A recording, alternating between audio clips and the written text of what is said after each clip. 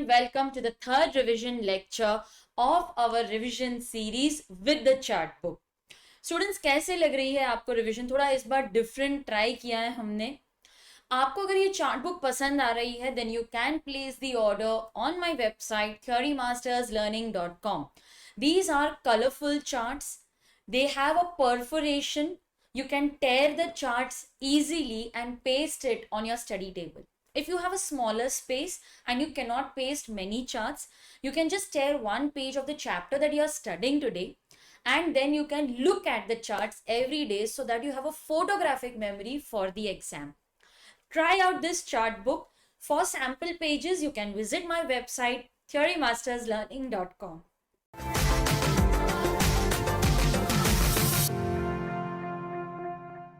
आज इस वीडियो में हम रिवाइज करेंगे interpretation of statutes, one very very important chapter for exam. पहले मैंने सोचा कि जनरल क्लॉजेस एक्ट और इंटरप्रिटेशन एक साथ करती हूँ, एक ही वीडियो में करती हूँ, बट देन स्टूडेंट्स बोलते हैं कि मैम ये दोनों चैप्टर इतने सिमिलर है ना कि हम कंफ्यूज हो जाते हैं कॉन्सेप्ट में, and they are so dry कि फिर एक साथ पढ़ना बहुत मुश्किल हो जाता है. So why don't you break it? तो मैंने बोला ठीक है, ये आप ही का चैनल है और आप जो सजेस्ट करते हो that is the best suggestion for me. तो मैंने इस बार सोचा कि चलो ठीक है, इंटरप्रिटेशन ऑफ स्टैट्यूट पहले कर लेते हैं और फिर जनरल क्लॉजेस एक्ट बाद में करूंगी, ताकि आपको भी टेंशन ना हो. वीडियो देख के हाफ एन आवर में हम ट्राई करेंगे कि ये पूरा चैप्टर हम कंप्लीट कर लें और उसके बाद फिर हम डिस्कस करेंगे इससे related questions. Ma'am half an hour में पॉसिबल है क्या ये कवर करना? इतना बड़ा चैप्टर है, मॉड्यूल में हम पढ़ते हैं ना, ऐसे लगता है खत्म ही नहीं हो रहा है, इतने कॉम्प्लिकेटेड वर्ड्स है, सेंटेंसेस है, लेकिन चार्ट बुक में माय स्टूडेंट्स आपको ये कॉम्प्लिकेशन का एहसास बिल्कुल भी नहीं होगा, because we have chosen the keywords, the important phrases, the pointers that should be present in your answer. तो अगर आपने सिर्फ इतना पढ़ लिया ना, आपका आधे घंटे में पूरा कॉन्सेप्ट रिवाइज हो जाएगा. एंड कीवर्ड्स ही तो लिखने हैं एग्जाम में, बाकी क्या है, यहां वहां के वर्ड्स जोड़ के सेंटेंस बना दोगे. कीवर्ड्स अगर आपने लिख दिए तो आपको मार्क्स मिलेंगे. If you know the concept, if you know the keywords, you can then frame the entire answer in your own words. तो यही एम से हम शुरू करेंगे और 2 पेजेस में, 2 चार्ट्स में ये पूरा चैप्टर हम आज रिवाइज करेंगे. So without wasting any time, let's get started. Interpretation of statute. सबसे पहले तो हमको यही पता नहीं होता कि हम ये चैप्टर क्यों पढ़ रहे हैं. यस, रिवाइज तो मैं आपको करा दूं, लेकिन आपको अगर खुद ही कन्विक्शन नहीं है कि मुझे ये चैप्टर पढ़ना है, तो फिर ये आगे कैसे देखोगे आप video? Now let's say that you have become a chartered accountant. बहुत अच्छा लगता है सोच के, इमेजिन करो students, you will love that. सोचो कि आप ऑफिस में बैठे हो, अपने एसी ऑफिस में काम कर रहे हो. तो आप सीए बन चुके हो, आप अपने एसी ऑफिस में काम कर रहे हो, आपका फ्रेंड आता है आपके पास और पूछता है कि यार ये जो लिखा है ना, ये मुझे समझ में ही नहीं आ रहा, इसके 2 इंटरप्रिटेशंस निकल रहे हैं, तू सीए है ना, प्लीज जरा मेरी हेल्प कर देना, at least you will be able to understand the language. आप सोचते हो यार तू अकाउंट्स का कोई डाउट ले आता मेरे पास, कॉस्टिंग एफएम में भी मैंने बहुत प्रैक्टिस की थी, कहाँ तो ये सब लीगल लैंग्वेज समझ, मैं लॉयर थोड़ी ना हूँ. वो क्लाइंट अगर एक बार गया ना आपके ऑफिस के बाहर, फिर वो कभी वापस नहीं आएगा. देखो, मुझे लॉयर नहीं बनना, but as a chartered accountant वो लॉ पढ़ के समझ में आ जाए, इतनी नॉलेज तो होनी चाहिए ना हमारे पास में. So that is why it is important for you to understand interpretation of statute. Statute is nothing but law, it's an act. आप ये नहीं बोल सकते कि मुझे मेरे कंट्री का लॉ ही नहीं पता. ये तो सबसे पहले लेक्चर में हमने सीए फाउंडेशन में पढ़वाया था, that as a chartered accountant you have to have some basic knowledge of law. Ignorance of law is no excuse. आप ये नहीं बोल सकते कि मुझे तो मेरे कंट्री का लॉ ही नहीं पता. सीधी सी बात है, एज अ चार्टर्ड अकाउंटेंट जब तक आप वो लॉ खुद समझ नहीं लोगे, आगे समझा के एडवाइस कैसे दोगे? So as a chartered accountant हमारे पास बेसिक नॉलेज तो होनी ही चाहिए. We should be in a position to understand the concept, the language of law. इसीलिए ये चैप्टर इंपॉर्टेंट है. एंड स्टूडेंट्स, ये जो एक्ट्स होते हैं, they are all written in the English language, and English is a very confusing language. एक ही word के, एक ही सेंटेंसेस के कितने इंटरप्रिटेशन हो सकते हैं? अब ये जो एक्ट्स है, ये लिखने वाले कौन है? ह्यूमंस ही तो है. And it is human to err, मतलब कि ह्यूमन ही है जो मिस्टेक करता है. गॉड तो ये सारे एक्ट्स नहीं बनाता, बिकॉज गॉड ने सब कुछ परफेक्ट बनाया है, लेकिन इंसानों से ही गलती होती है ना. तो हाँ, एज अ लॉ मेकर मैं कुछ सोच रही थी और मैंने लॉ बना दिया, लेकिन बाद में जब वो चीज प्रैक्टिकली लोगों ने की तो पता लगा कि नहीं इसमें डिफिकल्टी आ रही है। जैसे जब कंपनीज 2013 लेकर आए थे, इतने जोश में थी गवर्नमेंट, बोलते यार ये 1956 में तो इतने सारे लूप होल्स है, सबको क्लोज करने की कोशिश की। फिर पता लगा कि एज अ बिजनेसमैन वो ऑपरेट ही नहीं कर पा रहा है। So for the ease of doing business कितने अमेंडमेंट्स लेकर आए। इनफैक्ट अब जाके थोड़े अमेंडमेंट्स कम हुए हैं, वरना इतने साल तो एवरी ईयर अमेंडमेंट पे अमेंडमेंट, ये चेंज करो वो चेंज करो, पहले पेनल्टीज लगाई फिर उनको कम कर दिया। ह्यूमन से ही तो गलती होती है।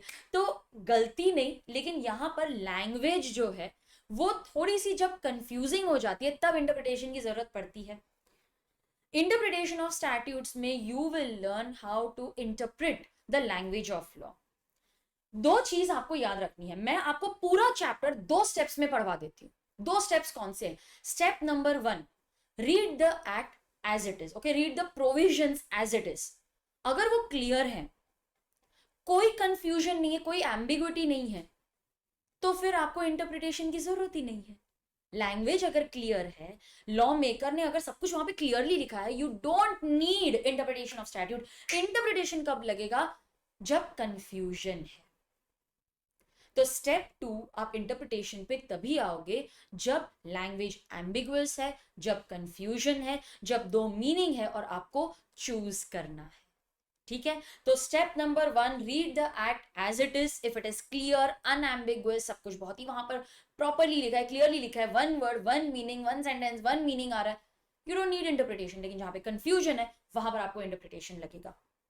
It is a process by which text, कोई भी तरीके का हो, it may be in a written form, anything in the written form can be explained, understood और ट्रांसलेटेड। और इन ये इंटरप्रिटेशंस के लिए you have to go to an expert. जैसे लेट्स से फॉर एग्जांपल आपको ना गीता समझनी है, तो आप और मैं तो नहीं समझ सकते हैं, you have to go to an expert. तो हमारे घर में एक्सपर्ट कौन होता है? नानी या फिर दादी, हम उनके पास जाते हैं ना। तो एक्सपर्ट्स के पास आप जाओ एंड देन इंटरप्रिटेशन की वहां पर आपको पता लग जाएगा कि एक्ट कैसे यूज करना है। And you guys, you are a chartered accountant, you are an expert. We are creating that expertise in you कि चलो पढ़ते हैं, सिखाते हैं कि आपको ये स्टैट्यूट्स कैसे सही तरीके से इंटरप्रेट करने चाहिए। तो yes, as a chartered accountant ये सब हमारे लिए बहुत इंपॉर्टेंट है। सबसे पहले we need to understand what is the meaning of the word statute. जब तक स्टैट्यूट नहीं पता लगेगा कि आपको मालूम कैसे पड़ेगा उसको इंटरप्रेट कैसे करना है। तो स्टैट्यूट क्या होता है? Statute is nothing but law. It is an act. कौन बनाता है ये एक्ट? हमारे कंट्री में the law making authority is the parliament. तो पार्लियामेंट लॉज बनाता है, पार्लियामेंट ये एक्ट्स बनाता है, और फिर वो एक्ट्स को हम रीड करते हैं, समझने की कोशिश करते हैं, उसे इंप्लीमेंट करते हैं, देखते हैं कि वो क्लियरली समझ में आ रहा है कि नहीं, इसकी कोई एम्बिगुअस मीनिंग्स है, कोई कंफ्यूजिंग मीनिंग्स तो नहीं आ रहे। अगर है तो इंटरप्रिटेशन ऑफ स्टैट्यूट्स हमारी मदद के लिए ऑलवेज तैयार है। It is the written will of law. मेरे लिए ना ये मेरे लिए ये रिटन वर्ड बहुत इंपॉर्टेंट है, बिकॉज ओरल या फिर अनरिटन रूल्स जो होते हैं वो यहां पर उसकी बात नहीं हो रही है इधर। क्योंकि अनरिटन रूल्स है, उसको इंटरप्रेट कैसे करोगे? जब तक लिखा ही नहीं है तो उसकी इंटरप्रिटेशन कैसे आएगी? तो this is different from unwritten rules. Unwritten rules जो आपके यूसेजेस होते हैं वो अलग हैं। ये जो written will of the legislature, legislature कौन होता है? Law making authority. हमारे केस में it is the parliament. They have solemnly expressed according to the forms necessary to constitute it to the law of a state. तो जो लिखे हुए laws हैं उन्हें पढ़ो, समझो, इंटरप्रेट करो। The term statute, it denotes an act enacted by the legislative authority। और legislative authority कौन होती है हमारे कंट्री में? पार्लियामेंट। तो statute means it is the law, it is the act enacted by, ये हमारे लिए इंपॉर्टेंट है, enacted by the legislative authority, और हमारे कंट्री में वो है द पार्लियामेंट। चलो ठीक है, तो जो हमारी एक्ट्स बने हैं उन्हें पढ़ के हमें समझना है। और स्टेप नंबर 1, अगर क्लैरिटी है तो फिर आपको इंटरप्रिटेशन की जरूरत ही नहीं है। अगर एम्बिग्विटी आती है, कंफ्यूजन होता है, तब हम इस इंटरप्रिटेशन ऑफ स्टैट्यूट्स के पास आएंगे। स्टूडेंट्स, एक बात और आपको ध्यान रखनी है, ये जो इंटरप्रिटेशन ऑफ स्टैट्यूट्स है ना, ये कोई एक्ट नहीं है। It's not an interpretation of statutes act. General clauses act है, ये कोई एक्ट नहीं है। This is just, these are just guidelines to help you understand the intention of the lawmaker, कि उसने क्या सोच के ये एक्ट बनाया होगा, उसके दिमाग में क्या होगा। यहां पर there are very few terms which you need to know. ज्यादा डेफिनेशंस आपको जनरल क्लॉजेस एक्ट में मिलेंगे, क्योंकि वो एक्ट का एम ही था डेफिनेशंस लेकर आना। लेकिन यहाँ पर हमारा एम है कि भाई हम तुमको वो पढ़ना सिखाएं। तो इधर बहुत सारे रूल्स आएंगे ऑफ इंटरप्रिटेशन। ये तो थोड़े से टर्म्स है which you need to understand so that you can understand this interpretation of statutes properly. सबसे पहला टर्म जो हम पढ़ेंगे which is also very important for exam is document. Document तो जनरल क्लॉजेस एक्ट में भी आता है, फिर इंटरप्रिटेशन में इसका क्या मतलब है? एग्जाम में हमको कैसे पता चलेगा कि कहां पे क्या डिफाइन करना है? They will specify how is a document defined under the General clauses Act and how is it defined under the interpretation of statutes. तो आपको एक्ट दिया होगा, आपको उस हिसाब से डेफिनेशन लिखनी है। तो मेरे हिसाब से ना आप दोनों डेफिनेशन साइड बाय साइड लिख लो, देख लो कि उसमें क्या डिफरेंस है, and then you will have to learn both of them. ठीक है, थोड़ा बहुत इधर उधर अगर आप हो गए that's fine, but 70-80% you have to be close to what is given. Document क्या होता है? Document is a paper or any other material thing giving information, proof or evidence of anything। देखा मैंने कितने सारे वर्ड्स यहाँ पर हाईलाइट कर दिए, मैं जूम भी कर देती हूँ so that it is easy for you to read everything. So document is a paper. लेकिन जरूरी है कि पेपर पे जो लिखा है उसी को डॉक्यूमेंट माना जाएगा? नहीं, ऐसा नहीं है। आप कोई भी मटेरियल पे लिख लो जिस पे लिखा जा सकता है। जैसे आपने क्लॉथ पे लिख लिया, पार्चमेंट पे लिख लिया, आपने कोई सरफेस पे लिख दिया, आपने वॉल पे लिख दिया, आपने केव्स के अंदर लिख दिया। डॉक्यूमेंट करना मतलब उस चीज का रिकॉर्ड बनाना। क्यों बनाते हैं? ताकि वो एविडेंस के जैसे यूज हो पाए। जैसे लेट्स से फॉर एग्जांपल आप केव्स में चले गए, आपने देख लिया कि पुराने जमाने के लोग कैसे रहते थे। क्यों? क्योंकि उन्होंने अपनी पूरी लाइफ एक्टिविटी वहां पर की हुई है। वारली पेंटिंग अगर आप देख ले तो वो सिर्फ एक पेंटिंग नहीं है, वो उन विलेज लाइफ के बारे में इंफॉर्मेशन दे रहा है आपको। जब आप वॉर मेमोरियल्स में चले जाते हो, वहां पर लिखा होता है कि ये वॉर कब हुई, कहां पर हुई, कितने सोल्जर्स इन्वॉल्व थे, हम जीते नहीं जीते, कितनों की जाने गई, उसका क्या नतीजा। Everything is properly documented over that. क्यों? ताकि फ्यूचर जनरेशंस उनको देखे, उनसे सीखे, they feel one with the country, कि तुम्हारे कंट्री मैन ने कितना सहा है तुमको इंडिपेंडेंस देने के लिए, या तुम so that you live in peace, there are people fighting. तो that kind of document gives information. It is a proof कि वो काम हुआ था, इट इज अ प्रूफ कि वो वॉर हुई थी, इट इज अ प्रूफ कि लोग केव्स में रहते थे। It is an evidence of anything. अच्छा, अगर हम इसे बिजनेस से रिलेट कर ले, तो बिजनेस में कितनी बार ऐसा होता है कि हम बोलते हैं आपको इसको लिखो, इसे डॉक्यूमेंट करो। क्यों? कल को ऑडिटर आएगा, आपको एविडेंस दिखानी है। कल को इनकम टैक्स से कोई आ जाएगा, आपको दिखाना है कि मैंने ये काम किया था कि नहीं। So it is information, proof, evidence of anything. As per section 3 of the Indian evidence act 1872, ये आपको याद रखना है क्योंकि इसके ऊपर ना सडनली इंस्टीट्यूट ने एक अटेम्प्ट में क्वेश्चन पूछ लिया था। it states that the document means any matter। Okay, any matter आप कुछ भी लिख दो, वहां पर ड्राइंग्स बना दो, टेक्स्ट लिख दो, एक्सप्रेस्ड और described upon any substance, any word. कितना वाइड है देखो स्कोप में। पेपर ले लो, पार्चमेंट ले लो, स्टोन ले लो, वॉल ले लो, कहीं पे भी लिख दो। कैसे लिखोगे? You use letters, figures, marks, any means. आप ड्राइंग बना दो, वहां पर जब टेक्स्ट नहीं हुआ था इन्वेंट, तभी उन्होंने सिंबल्स बनाए थे। किसी तरह से आप अपना मैसेज कन्वे करो। that material is either used or intended to be used for recording that matter। so that is the meaning of the word document। हम क्या करें इसके साथ में? हमें बाय हार्ट ही करना पड़ेगा, बिकॉज यहाँ पर बहुत सारे टेक्निकल टर्म्स हैं आपके लिए, and you can not play with the definition, you can write it in your own words. Then what is an instrument? देखो मैंने लाइन से दिया है सब आपको। पहले डॉक्यूमेंट, डॉक्यूमेंट से ही इंस्ट्रूमेंट बनता है। इंस्ट्रूमेंट की डेफिनेशन को प्रॉपरली पढ़ो। It is a formal legal document. अब डॉक्यूमेंट की अगर हम बात करें तो वो लीगल भी हो सकता है, वो कैजुअल भी हो सकता है, वो फॉर्मल हो सकता है, वो इनफॉर्मल हो सकता है। अब आप अपने लेक्चर के साथ साथ कुछ नोट्स लिख रहे हो, बहुत ही गंदी हैंडराइटिंग में लिखा, दैट इज इनफॉर्मल। लेकिन अगर आप पेपर लिखते हो, आंसर पेपर लिखते हो, तो बहुत ही फॉर्मली आप प्रॉपरली ड्राफ्ट करके लिखते हो। तो there are different types of documents. कुछ हमारे नोट्स होते हैं, कुछ फॉर्मल लीगल डॉक्यूमेंट्स होते हैं, जैसे एग्रीमेंट हो गई, डीड हो गई, आप फॉर्म भर रहे हो। तो डॉक्यूमेंट बहुत ही जनरल टर्म है।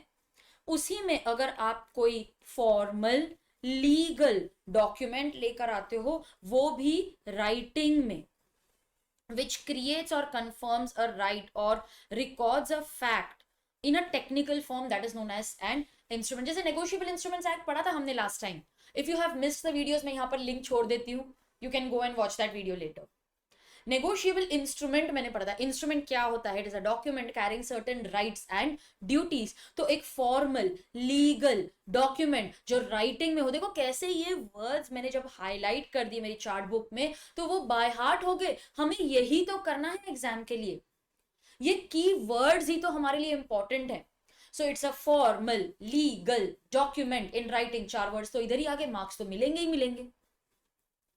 इट क्रिएट्स अ राइट और इट रिकॉर्ड्स अ फैक्ट. तो डीड, चार्टर, रिकॉर्ड्स. अच्छा, इंस्ट्रूमेंट के बाद ही हमें डीड मिलती है. देखो deed is a type of instrument. Instrument एक बहुत वाइड टर्म है. डीड उसी का एक पार्ट है. It is an instrument in writing और इन अदर लेजिबल रिप्रेजेंटेशन और वर्ड्स ऑन एनी पार्चमेंट और पेपर. क्या करता है ये? कोई लीगल डिस्पोजिशन, मतलब ये लीगल इफेक्ट करता है. ये लीगल इफेक्ट के लिए है. दीज आर द कीवर्ड्स, ये आपको याद रखने हैं एग्जाम के लिए. तो सबसे पहले it is an instrument. Instrument है तो वो राइटिंग में भी होना चाहिए. हम देखो शुरू में ही मैंने आपको बताया कि ये रिटन विल को हम देख रहे हैं. हम ओरल या फिर अनरिटन रूल्स को तो यहाँ पर एनालाइज ही नहीं कर रहे. हम क्या कॉन्सेंट्रेट कर रहे हैं? On all the instruments which are in writing. अगर राइटिंग में है तो कभी कभार क्या होता है ना कि हमने तो लिख दिया लेकिन वो ऐसे सिंबल है कि वो लेजिबल ही नहीं है. अरे तुम राइटिंग नहीं, कोई भी लेजिबल रिप्रेजेंटेशन बना दो. तुमने टेक्स्ट नहीं लिखा है, अच्छी सी ड्राइंग ही बना दो वहां पर. लेजिबल मीन्स वो रीडेबल है. और वर्ड यूज किए हैं कहां पर? पेपर या पार्चमेंट पे. तो डीड जो होती है वो पेपर या पार्चमेंट पे बनी हुई है. डॉक्यूमेंट जो है वो कहीं पे भी हो सकता है. ये तो क्या है ना, फॉर्मल हो जाता है. इसीलिए फॉर्मल के लिए आप नहीं बोल सकते जज चलो केव में जाके देखो मैंने वहां पर लिखा था या वॉल पे लिखा हुआ है. नहीं, फॉर्मल मींस एक प्रॉपरली पेपर पे ड्राफ्ट किया हुआ है. क्यों? ताकि इसका कोई लीगल इफेक्ट हो जाए. जैसे आपने रेंट की डीड बना ली, वहां पर एग्रीमेंट बना लिया, उधर सब किया, साइन वगैरह किया. It is a document which can be submitted in the court of law. It's a proof, it's an evidence. Then what is the meaning of interpretation? Interpretation मतलब जब लॉ कंफ्यूजिंग हो जाता है, then we try to determine the real meaning of the act और of the document. अगर मुझे पूरा का पूरा एक्ट नहीं समझना है तो कोई भी एक डॉक्यूमेंट को समझना इज नथिंग बट इंटरप्रिटेशन. बहुत बार ऐसे होता है कि लोग जाते हैं आपके पास और बोलते हैं कि मेरे पास ये इनकम टैक्स का नोटिस आया है, तू जरा पढ़ के बता ना इसमें क्या लिखा हुआ है. तो आप बस वो एक डॉक्यूमेंट रीड करते हो और बोलो भाई तेरे को तो नोटिस आया, इतना टैक्स भरना पड़ेगा, मैं तेरे को तरीका बताता हूँ क्या करना है अभी. So in that case it is interpreting the real meaning of, और एक्ट और डॉक्यूमेंट आप ले लो कोई भी एक्ट का या डॉक्यूमेंट का, and trying to understand the real intention of the law maker, then that is known as interpretation. तो मेरे कीवर्ड्स क्या होगा यहाँ पर? It ascertains the real meaning of the act or the document to know what is the real intention of the legislature. अगर आपके पास chart book है, मेरे साथ रिविजन लेक्चर्स देखो और ये सारे वर्ड जो है उसके मार्क करते रहो. मार्क करोगे ना, ये आपके आंखों में रहेगा till your exam. So it adds a real meaning, बोलो मेरे साथ में, ऑफ द एक्ट और any document showing the intention of the legislature. Legislature मतलब lawmaker. What is interpretation and how is it different from construction? दोनों में क्या फर्क है? देखो इंटरप्रिटेशन जनरली क्या होता है कि जो लिखा है उसे समझ के इंटरप्रेट करने की कोशिश करो. लेकिन बहुत बार ऐसा होता है कि हम बोलते हैं कि यार अगर मैंने law as it is read करके पढ़ के समझ भी लिया, पर मुझे नहीं लगता कि लॉ मेकर का ऐसा intention. Let's say for example आप क्रिमिनल लॉ पढ़ लो, वहां पर लिखा रहता है कि मर्डर के लिए इतनी सजा है. अब किसी ने अगर सेल्फ डिफेंस में मर्डर किया है तो फिर क्या आप उसको उतनी सजा दोगे? नहीं यार, लॉ मेकर का शायद ये तो इंटेंशन नहीं होगा. लॉ मेकर ने वहां पर ये इंटेंशन दिखा होगा कि अगर तुमने इंटेंशनली किसी को हर्ट करने की कोशिश की तो तुम्हें इंप्रिजनमेंट होगी, लेकिन अगर तुमने सेल्फ डिफेंस में किया है तो फिर we will decide the what should be the action based on the facts and circumstances of the case. तो इंटरप्रिटेशन का सिंपल मीनिंग है कि जो लिखा है उसे पढ़ के समझने की कोशिश करो. Go and sit in the mind of the law maker, देखो उसकी क्या इंटेंशन है. where the court adheres to the, क्या हम अंडरलाइन करेंगे? plain meaning of the language used in the legislature. What you are doing is interpretation of words. जब आप वो प्लेन मीनिंग देना चाहते हो, कोई उसमें फैक्ट सर्कमस्टांसेस, अपना दिमाग नहीं लगा रहे हो, लॉजिक भी नहीं लगा रहे हो, then that is known as interpretation. So interpretation is finding out the true sense of any form. आप जाके देखने की कोशिश कर रहे हो कि लॉ मेकर का इसमें इंटेंशन क्या होगा। अगर वहां पर थोड़ी एब्सर्डिटी आ रही है, शायद ये तो उसका इंटेंशन नहीं होगा, let us apply the facts, the circumstances of the case, then what you are doing is construction.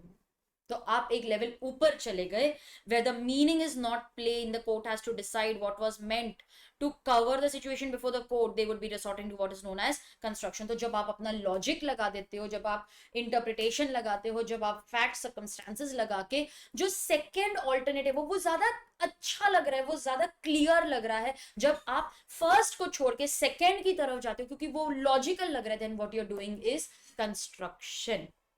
Construction is drawing of conclusion which lie beyond the direct expression of the text। तो आप जब एक level ऊपर चले जाते हो, जो लिखा है उसके बियॉन्ड चले जाते हो, then that is known as construction.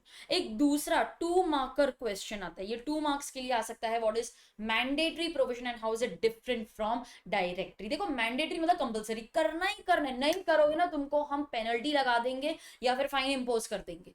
Directory मतलब यार देख लो, अभी तुम्हारी मर्जी है, करना है करो, करोगे तो बहुत अच्छी बात है, नहीं करोगे तो फिर कुछ कर नहीं सकते हम। बट लॉ बोलता है कि ये करोगे तो बेटर रहेगा। It must be strictly observe, तो ये मेरा कीवर्ड हो गया। Omission will render the proceeding illegal and void. Directory क्या होता है, it will be sufficient if it is substantially complied with. 100% compliance नहीं, थोड़ा बहुत मतलब नजदीक में ही कर लिया, it's okay. Observance is not necessary to the validity of the proceeding, थोड़ा इधर उधर चलेगा। This is important for small questions. Now let us discuss the primary rules of interpretation. Okay, primary rules of interpretation. सबसे पहले आता है the rule of literal construction. Literal construction मतलब जो लिखा है उसको वैसे ही वैसे पढ़ के समझने की कोशिश करो। Step number 1, मीनिंग अगर क्लियर है, बस यार हमारा तो काम खत्म हो गया, हमें आगे जाने की जरूरत ही नहीं है, वहीं पे मेरे सब क्लियर हो गया है। So the meaning is clear, adhere to that meaning, interpretation is not required. This is step number 1. पहले तो टेक्स्ट जैसा है वैसे लिखने की कोशिश, वैसे ही समझने की कोशिश करो। अभी अपना दिमाग मत लगाओ, बहुत लोग अपना दिमाग लगा के वो एक्ट बना चुके हैं। सिचुएशन 2, यार मीनिंग क्लियर नहीं है, चलो कंस्ट्रक्शन की तरफ जाओ। चलो चलते हैं कंस्ट्रक्शन की तरफ। तो सबसे पहले मैंने लिटरली उसको समझने की कोशिश की, एब्सर्ड लग रहा है, कुछ समझ कंफ्यूजिंग लग रहा है वहां पर। चलो ठीक है, तो फिर इंटरप्रिटेशन कंस्ट्रक्शन की जरूरत है आपको। जब mechanical literal construction is based on the rules of grammar, वो एब्सर्ड लग रहा है, वर्ड को एज इट इज पढ़े, शुड को शुड के जैसे पढ़े, मे को मे के जैसे पढ़े, कॉमा इधर ही लगा के पढ़े, यार एब्सर्ड लग रहा है, ऐसा तो शायद लॉ मेकर का कोई इंटेंशन नहीं होगा। Then you will adopt the second important meaning based on the words, the setting and circumstances of the case। यहां पर आप logic लगाते हो, facts and circumstances लगाते हो, what you are resorting to is construction।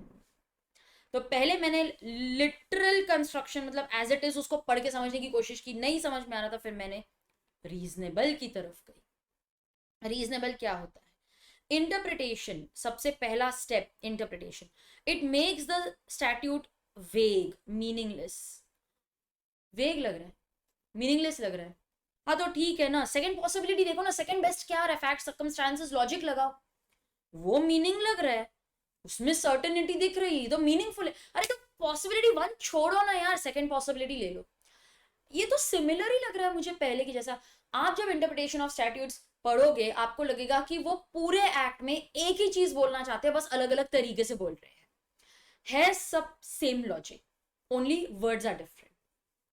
Rule of harmonious construction, can we say अरे ये section में जो लिखा है वही सही है, बाकी सेक्शन मुझे नहीं पता, मुझे जो सही लगता है मैं वही सेक्शन पढ़ूंगी, वो बाकी का सेक्शन क्या बोलता है आई डोंट नो।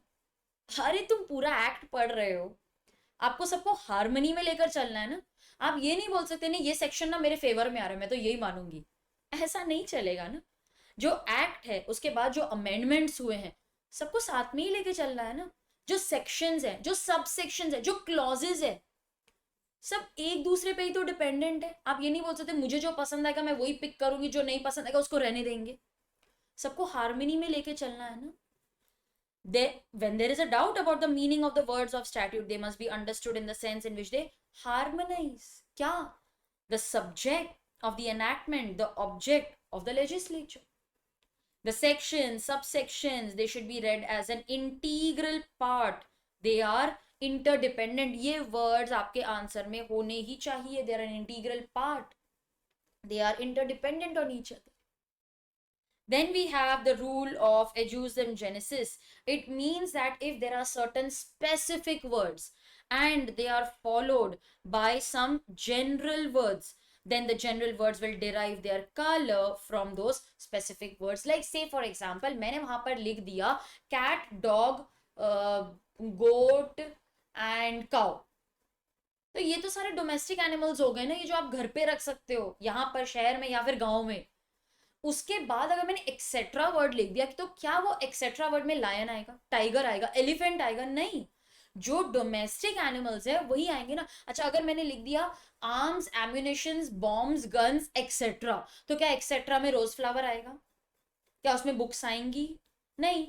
जो जनरल वर्ड एक्सेट्रा आपने लिख दिया, many other things and so on, those general words will also derive their meaning from the earlier specific words. ठीक है। अच्छा, यहां पर दो और रूल्स हैं। Rule of beneficial construction. क्या होता है ना, बहुत बार हम जब एक्ट बनाते हैं हमें ना लगता है कि भाई जनता को सहूलियत होनी चाहिए, they should be at ease. लेकिन आपको पता है क्या, ये जो जनता है ना वो बस उसके लूप होल्स ढूंढ के अपने फायदे के लिए कैसे वो प्रोविजन हो जाए वही देखती रहती है। 1956 एक्ट, कंपनीज एक्ट में कितने लूप होल्स थे, पेनल्टीज कितनी कम थी, हमने सारे वो लूप होल्स ट्राई किए टू क्लोज। तो जब हम 13 एक्ट, जो 2013 वाला एक्ट है, वो अगर हम इंटरप्रेट करने की कोशिश करते हैं तो हम ये बोलेंगे कि पहले लॉ में क्या लिखा था यार, ये अमेंडमेंट क्यों लेकर आए हैं, ये नया एक्ट क्यों लेके आए हैं, what is the loophole that they are trying to correct.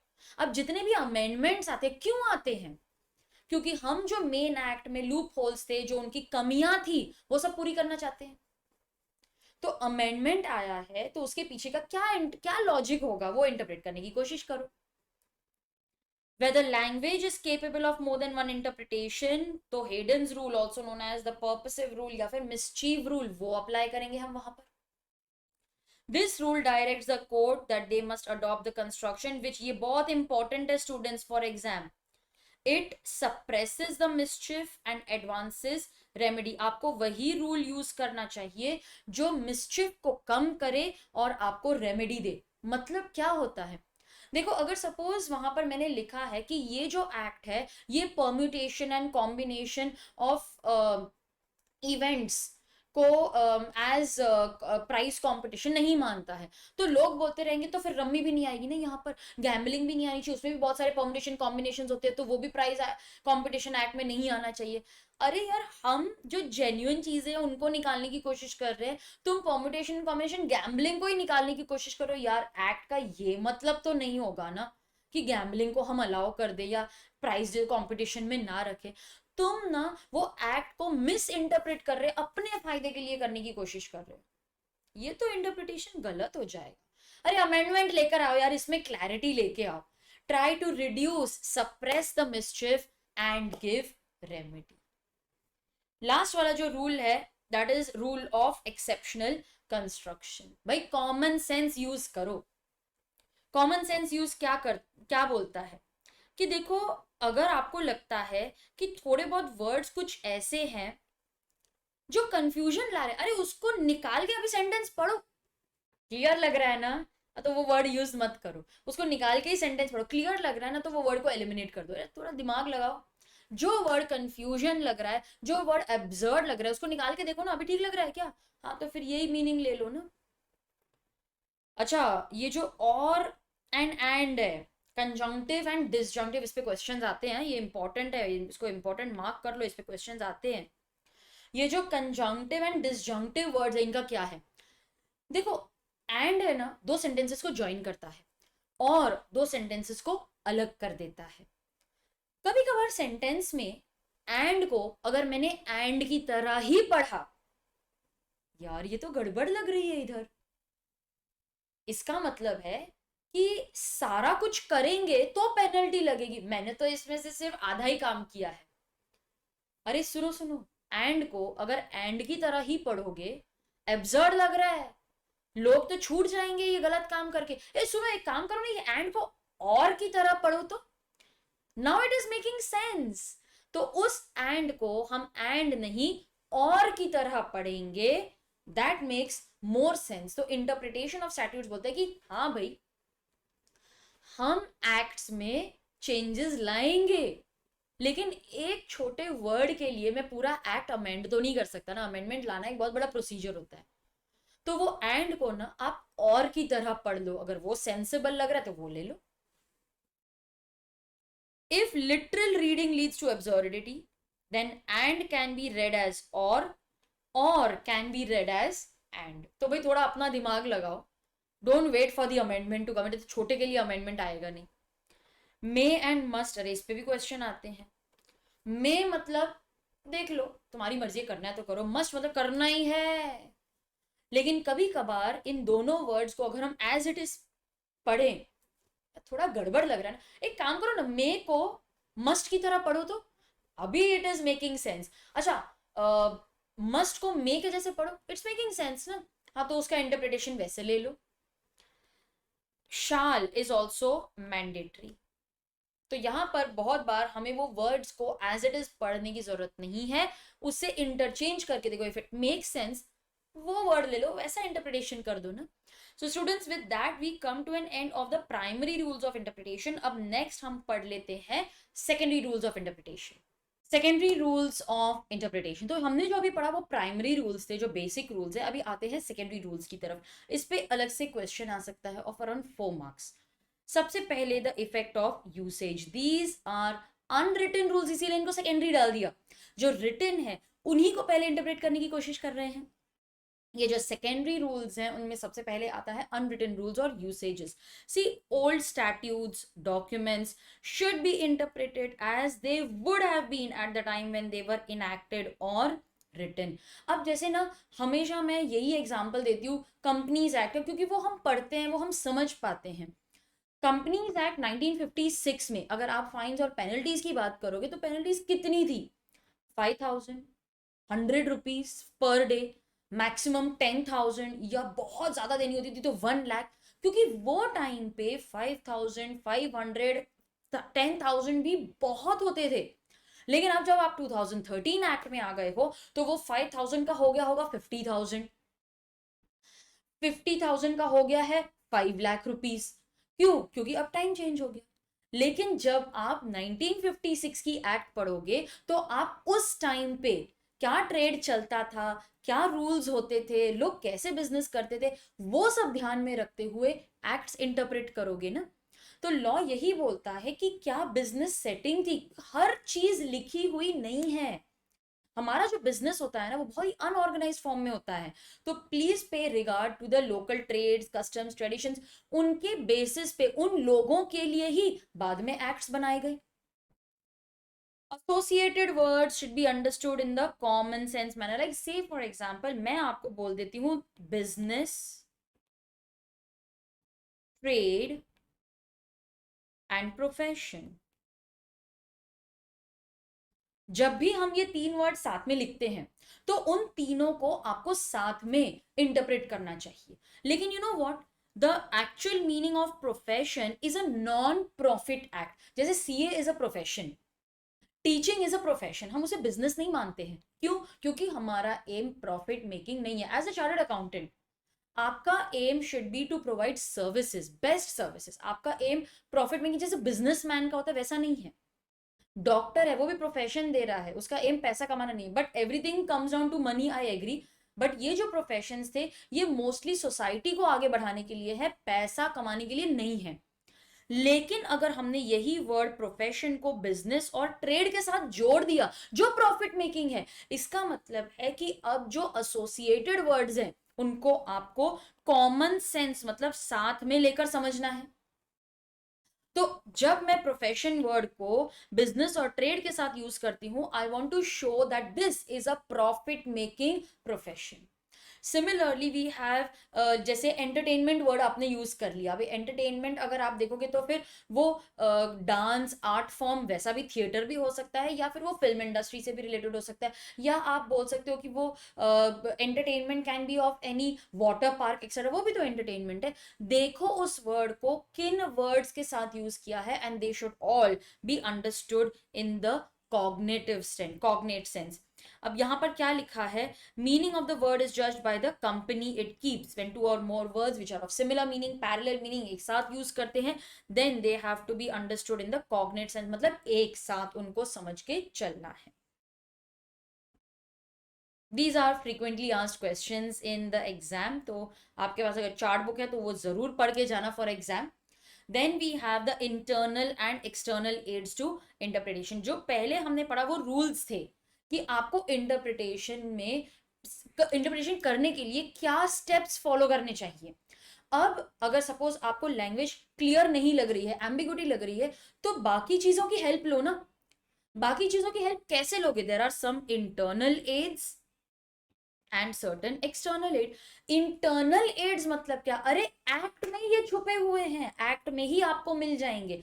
जैसे हर एक्ट का लॉन्ग टाइटल होता है, शॉर्ट टाइटल होता है, हर एक्ट का प्रियम्बल होता है, वही आपको एक्ट समझने में मदद कर देगा। अगर आपको एक्ट के अंदर ये सारे वर्ड्स नहीं मिल रहे हैं तो फिर एक्सटर्नल एड की तरफ जाओ ना। अच्छा, लॉन्ग और शॉर्ट टाइटल क्या होता है? Short title is a very brief meaning of the act, ये एक्ट क्यों लाया गया है। और लॉन्ग टाइटल एक्चुअली प्रियम्बल जैसा ही होता है, जो एक्सप्लेन करता है the act in 1 or 2 sentences. So जैसे मैंने आपको यहाँ पर एग्जांपल दिया है of the companies act. Companies act में ना आपको प्रियम्बल अलग से नहीं मिलेगा, वो लॉन्ग टाइटल ही उसका प्रियम्बल है, या फिर आप बोल सकते हो लॉन्ग टाइटल नहीं मिलेगा, प्रियम्बल ही उसका लॉन्ग टाइटल है, ऐसे भी बोल सकते हो। अब लॉन्ग टाइटल में क्या लिखा है? That the companies act is an act to consolidate and amend the law relating to companies. और इसी का शॉर्ट टाइटल बोल देते हैं, this may be called the companies act 2013। Short title में से एज सच हमको कुछ नहीं पता लगता कि ये एक्ट ऑन कंपनीज एक्ट 2013 बोलेंगे, लेकिन लॉन्ग टाइटल से पता लगता है कि ये जो एक्ट है ये सिर्फ और सिर्फ कंपनीज को अप्लाई करेगा और कोई फॉर्म ऑफ बिजनेस को अप्लाई नहीं करेगा। It will not apply to proprietary business, partnership business. This is an act to amend the laws relating to companies only. तो लॉन्ग टाइटल आपको पूरा डिस्क्रिप्शन कहानी बता देता है, where short title will only give you कि भाई ये एक्ट क्यों बनाया है। प्रियम्बल, इसमें बहुत फ्रीक्वेंटली एग्जाम में क्वेश्चंस आते हैं, तो please mark this as important for exam. It expresses the scope, the object, the purpose of the act more comprehensively than the long title. तो अगर आपके एक्ट में लॉन्ग टाइटल भी है, शॉर्ट टाइटल भी है, प्रियम्बल भी है, प्रियम्बल एक्चुअली आपको एक स्टेप ऊपर लेकर जाएगा और बताएगा कि एक्चुअली में वो लॉन्ग टाइटल इसमें लिखा ही है, वो और एक्सप्लेनेशन देंगे और क्लैरिटी देंगे। जैसे ये एक्ट है, it is for companies whether in India, outside India, और ये सारी क्लैरिटी और डिटेल आपको प्रियम्बल देता है। लेकिन कंपनीज एक्ट में preamble and long title is the same. It defines the scope, मैंने कीवर्ड्स हाईलाइट कर दिए, scope, objective and purpose of the act more comprehensive. Comprehensive मतलब और डिटेल में एक्सप्लेन करता है। It discloses the primary intention of the legislature. ये सारे वर्ड्स आपके लिए बहुत इंपॉर्टेंट है, you have to memorise them for the exam. Preamble पे बहुत फ्रीक्वेंटली क्वेश्चंस आते हैं। ये सारे एड्स आपको एक्ट में ही मिलेंगे। Heading and title of the chapter. Now हमने पढ़ा था that every act is divided into chapters. These chapters are then divided into sections. Sections are then divided into subsection, या फिर सीधा clauses आएंगे, या subsection is divided into clauses, ऐसे उसका बाइफर्केशन होता है। तो एक्ट में चैप्टर्स आएंगे। अब हर चैप्टर की हेडिंग होती है, टाइटल होती है। जैसे आपकी बुक में ही देख लो, अब हमने आपको लॉ की बुक दी है, उसमें law that is the main subject that we are studying, उसके अंदर बहुत सारे चैप्टर्स हैं, उस चैप्टर्स में बहुत सारी टॉपिक्स हैं, हर चैप्टर को एक हेडिंग होगी। जैसे अभी जो हम चैप्टर पढ़ रहे हैं वो इंटरप्रिटेशन ऑफ स्टैट्यूट्स है, तो every chapter will have a title, it will have a heading, it will be used for construing, understanding the enactment or its parts। जैसे आप कंपनीज एक्ट देख लो तो वहां पर जो चैप्टर है जिसमें इनकॉर्पोरेशन से सारे रिलेटेड सेक्शंस होंगे, एक चैप्टर है जहां पर प्रोस्पेक्टस से रिलेटेड सारे सेक्शंस होंगे, तो वो प्रोस्पेक्टस हेडिंग होगी, वो बताएगा कि इसमें आपको सारे सेक्शंस मिलेंगे relating to prospectus. marginal notes, they are not used for understanding construing the section. वो कहां पर दिए होते हैं? at the end of the section में आपको marginal notes मिलेंगे, लेकिन लॉ में क्लियरली लिखा है कि वो आपको नोट्स सेक्शन समझने में हेल्प नहीं करेंगे, वो सिर्फ आपको एडिशनल इंफॉर्मेशन देंगे। हाँ, बट अंडर एक्सेप्शनल केसेस हम उन नोट्स को इंटरप्रेट करने के लिए यूज कर सकते हैं, इसीलिए दिया है यहां। Definitional sections and interpretational clauses, definition क्यों दी होती है एक्ट में? Why are definitions given to you in the act? क्यों देते हैं? Now, definitions are given to shorten the language of law. अब मान लो डायरेक्टर वर्ड इतना कॉमन वर्ड है ना कंपनीज एक्ट में, अगर हर बार उसको यूज करने पे हम उसको डिफाइन करने बैठे तो एक्ट कितना बल्कि हो जाएगा। In order to avoid that हमने डेफिनेशंस बना लिए कि वो वर्ड कहीं पे भी एक्ट में यूज होगा उसका यही मीनिंग होने वाला है। ऑल्सो ये लॉ मेकर तो एक बार लॉ बना के बेचारे है तो इंसान ही ना, अभी कोई नेक्स्ट आ जाता है वो अपनी इंटरप्रिटेशन लेकर आएगा, हम बोलते हैं नहीं, डायरेक्टर का मीनिंग एक्ट में ही वो लॉ मेकर लिख के गया है। आप अगर लॉ मेकर चेंज कर देते हो तो वो वर्ड्स का इंटरप्रिटेशन चेंज नहीं होगा, ऑल्दो हर कोई अपने तरफ से सोचता है, लेकिन यहां पर उसको डिफाइन करने की वजह से आप और मैं जो रिफर कर रहे हैं वो दोनों एक ही मीनिंग देंगे। अच्छा, लोग भी जो डिफरेंट मीनिंग्स दे सकते हैं ना, अगर डिफाइन नहीं किया है तो आप जब एक्ट पढ़ रहे हो आप अपने हिसाब से पढ़ रहे हो, मैं अपने हिसाब से पढ़ रही हूँ, हम अलग अलग मीनिंग दे रहे हैं, लेकिन अगर डेफिनेशन होगी तो आप और मैं उसे सेम ही मीनिंग देने वाले हैं। तो टू फोल्ड पर्पस है, उसके दो पर्पसेस है, टू प्रोवाइड अ की टू प्रॉपर इंटरप्रिटेशन, ताकि जो भी वो एक्ट पढ़ रहा है वो एक ही मीनिंग ले उस वर्ड का। And it is also shortening the language of law by explaining the term only once instead of offering explanation again and again। Bar bar explain करोगे तो वो एक्ट बहुत बल्कि भी हो जाएगा। देन इलस्ट्रेशन एग्जाम्पल, जैसे आप कॉन्ट्रैक्ट एक्ट की बेयर एक्ट ले लो, अरे बहुत मजा आएगा आपको पढ़ने में, क्योंकि उसमें इतने सारे इलस्ट्रेशन है, मतलब एक ही सेक्शन के 5-5 6-6 एग्जांपल्स दिए हुए उन्होंने, लेकिन वही तो चाहिए कॉन्ट्रैक्ट एक्ट में, only that will help us to understand the concept better. अभी हम भी जब पढ़ते हैं तो आप भी मुझे बोलते हो कि मैम हमको एग्जांपल्स दो, क्योंकि रियल लाइफ एग्जांपल्स या एग्जांपल्स देंगे तो ही वो कॉन्सेप्ट समझ में आता है। So illustrations, they follow the text, they do not form part of the section, they only help us to understand the section. Proviso मतलब आप एक एक्सेप्शन की बात कर रहे हो, this is important for exam. Proviso और एक्सप्लेनेशन उसको साथ में एग्जाम में क्वेश्चन पूछते हैं। What is a proviso? Proviso बोलते हैं देखो मैंने तो प्रोविजन लिख दी है, लेकिन हम उसमें से कुछ निकालना चाहते हैं, तो कुछ एक्सेप्शन डाल दी, कुछ निकालना चाहते हैं, that is known as a proviso. So proviso is added to an enactment to qualify और क्रिएट एन एक्सेप्शन, कि ये जो चीज है वो सबको अप्लाई करेगा एक्सेप्ट दिस। जैसे स्मॉल कंपनीज की अगर आप डेफिनेशन देख लेते हो तो स्मॉल कंपनी में देखा जाता है कि what is a small company, except it will not include a section 8 company, it will not include a company which is formed under special act, holding subsidiary को अप्लाई नहीं करेगा। तो ये सारे एक्सेप्शंस ये बताने की कोशिश करते हैं, तो ऊपर जो वर्ड कंपनी लिखा है उसमें ये सब नहीं आएगा। एक्सप्लेनेशन क्या है? They are normally read so as to harmonize or clear up any ambiguity in the main section। जैसे होल्डिंग एंड सब्सिडरी का कॉन्सेप्ट लिख लो, उसमें डेफिनेशन के बाद एक्सप्लेनेशन है, क्योंकि एक्ट को पता था, लॉ मेकर को पता था इसमें कंफ्यूजन आएगी, तो उन्होंने पहले ही एक्सप्लेनेशन दे दी वहां पर कि ये देखो ये भी आ सकता है, ये भी कॉम्बिनेशन हो सकता है, they have already given you the solution. Schedule, जैसे स्केड्यूल 1 2 3 4, कंपनीज एक्ट में तो 7 स्केड्यूल्स है। स्केड्यूल 1 आपको देता है format of memorandum and articles of association. Schedule 3 आपको बताता है format of making the balance sheet and profit and loss account. Schedule 7 आपको सीएसआर के बारे में बताता है, सीएसआर। तो ये जो सारे स्केड्यूल्स है दे सपोर्ट द एक्ट। अगर एक्ट कुछ बोल रहा है, ये स्केड्यूल्स कुछ और ही बोल रहे हैं, भाई एक्ट प्रिवेल्स, स्केड्यूल्स को साइड में रखो। तो बेसिकली ये आपको फॉर्मेट बताते हैं, बेसिकली ये आपको कवरेज बताते हैं, ये आपको गाइड करते हैं कि मेमोरेंडम कैसे बनाना है, बैलेंस शीट कैसे बनानी है, पीएनएल में क्या आएगा, सीएसआर में कौन सी एक्टिविटीज आएंगी। They form part of the act, they must be read together with the act, but अगर इनकंसिस्टेंसी है then the enactment will prevail, enactment prevails. तो ये थे इंटरनल एड्स टू कंस्ट्रक्शन या इंटरप्रिटेशन। अब देखते हैं एक्सटर्नल एड्स टू इंटरप्रिटेशन और कंस्ट्रक्शन। एक्सटर्नल एड्स मतलब आपको ये एक्ट में नहीं मिलेंगे, but they will help you to understand, to interpret the act. सबसे पहले आएगा historical setting. Okay, historical setting. देखो एक्ट अगर बहुत पुरानी है तो वो टाइम पे क्या लोगों की मेंटालिटी थी, क्या सोचते थे, कैसे बिजनेस करते थे, वो देखो, शायद आपको एक्ट समझ में आ जाएगा. Take help from external historical facts, ancient statutes, authentic works, writings to understand and comprehend the subject matter, object and scope of the enactment. तो हिस्टोरिकल सेटिंग्स लो, हिस्टोरिकल जो लिखा हुआ है इतने सालों सालों से वो देखो कि क्या, क्यों क्यों ऐसा ट्रेड आया, क्यों ये कनाल बना, क्यों वो एक्ट आए, क्यों ये ट्रीटीज बनी है. Consolidating statutes and previous law, जब अमेंडमेंट आता है तो क्या आप पुराना एक्ट भूल जाते हो? नहीं, उसी को लेकर चलते हो, but in the modified manner. It is presumed not intended to alter the law. तो जब हम प्रीवियस एक्ट्स देखते हैं वो सब ऑल्टर नहीं कर रहे हैं, बस वो सबको एक साथ लेकर आगे बढ़ रहे हैं. Usage, these are nothing but trade customs.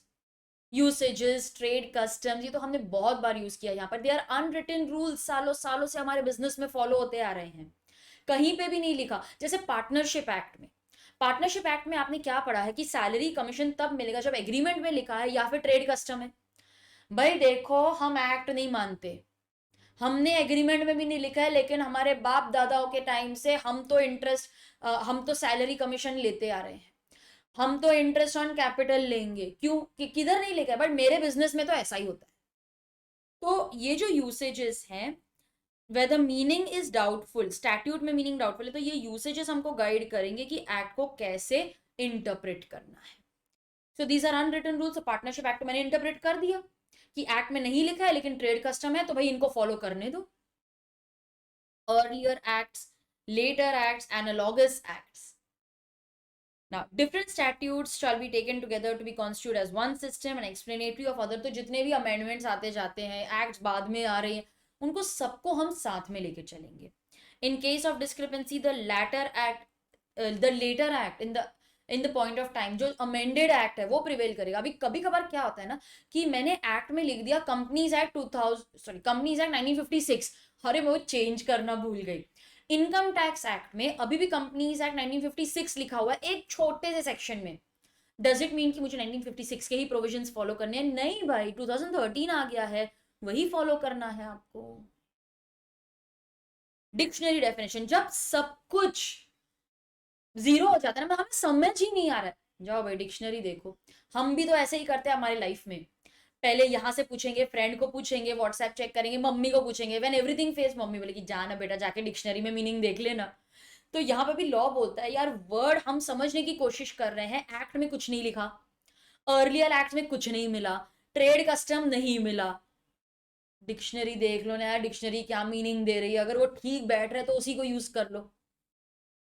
Where a word is not defined in the act, we may refer to the dictionaries. It would be applied, however, considering the context. अब गूगल ही कर लो वो word, आपको context से related चार meaning मिलेंगे. क्यों चार meaning? नहीं, वो अगर नाउन के जैसा यूज हुआ तो उसका ये मीनिंग है, अगर वो वर्ब है तो इसका ये इंटरप्रिटेशन है, वो उसका ये मीनिंग है. हर एक वर्ड डिपेंड करता है कि वो कौन से कॉन्टेक्स्ट में, क्या सिचुएशन में, क्या स्टाइल से, कैसे टाइप में यूज हो रहा है, तब उसका मीनिंग डिटरमिन होगा ना. तो लॉ बोलता है कि you should also use the context in which it is used in the act. Foreign decisions भी हम कभी कभार लेते हैं, जैसे कॉन्ट्रैक्ट एक्ट में. आज भी अगर कॉन्ट्रैक्ट एक्ट में आपको कुछ नहीं समझ में आ रहा है, इंडियन लॉ में कुछ नहीं मिल रहा है, आज भी आप इंग्लिश लॉ रिफर कर सकते हो, इंग्लिश डिसीजंस देख सकते हो. जैसे आपने कॉन्ट्रैक्ट एक्ट में पढ़ा होगा ना, बैल्फर वर्सेस बैल्फर, वो थोड़ी ना निकाल दिया हमारे एक्ट में से, क्योंकि अभी हमारे एक्ट में कुछ नहीं लिखा, वही सालों सालों से फॉलो करते आ रहे हैं. उनके एक्ट और हमारे एक्ट सिमिलर है क्योंकि वहां पर सिमिलर ट्रेड सेटिंग्स है. They have the same system of jurisprudence as ours. It means जैसे वहां का लीगल सिस्टम है, अरे आया ही तो ब्रिटिशर्स से है ना. हमारा जो भी लीगल सिस्टम बना है, जितने भी एक्ट्स हैं, बने तो उन्हीं के टाइम से हैं. तो लॉ बोलता है कि फॉरेन डिसीजंस जैसे अमेरिकन या ब्रिटिश डिसीजंस आप वो ले सकते हो, उनका रेफरेंस भी दे सकते हो. So students, with this we come to an end of interpretation. मैंने बहुत ही रैपिड फायर में पूरा एक्ट कवर किया है, पूरा आपका रिवाइज करवा दिया है. जितने भी वर्ड्स आपको यहाँ पर दिख रहे हैं, अभी इतना सारा लिख दिया मैंने यहाँ पर, ये जो मैंने मार्किंग्स करवाई हैं आपसे, they are all the key words. ये आपके आंसर में होने चाहिए. आजू बाजू का सेंटेंस आप बना लो, कोई प्रॉब्लम नहीं है. 3 to 4 मार्क्स की वेटेज का एक क्वेश्चन आता है, उसमें आपको ये की वर्ड ही लिखने हैं. बाकी का sentence you can make it in your own words. कितना रिलीफ लगता है ना हमें ये सुनकर कि we can write in our own word, वरना मॉड्यूल से पढ़ोगे ना तो कुछ भी नहीं समझ में आता है। तो स्टूडेंट्स, आई होप कि आपको ये लेक्चर में मजा आया होगा। Keep watching your channel Theory Masters Learning, hit the bell icon, क्योंकि नेक्स्ट हम डिस्कस करने वाले हैं the General clauses Act, and उसके बाद में हम कंटिन्यू करेंगे with the companies Act. Also visit my website theorymasterslearning.com for books, lectures, chart book and test series.